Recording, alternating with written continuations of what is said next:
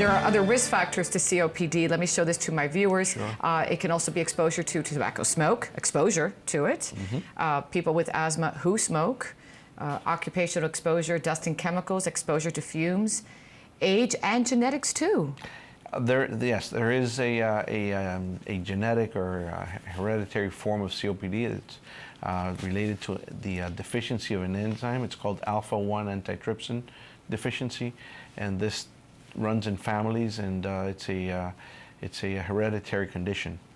I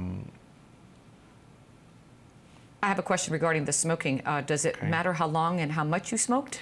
Yes, absolutely. There's smoking and there's exposure to environmental tobacco smoke.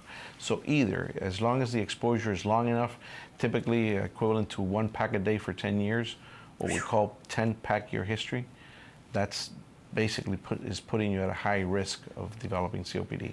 I also wanted to add that in third world countries, we've become aware of in recent years, it's the exposure to what's called biomass fuels.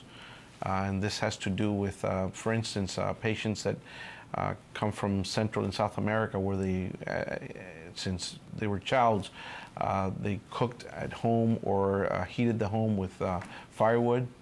This is considered a biomass fuel, and exposure to that smoke will cause COPD indistinguishable from cigarette smoke.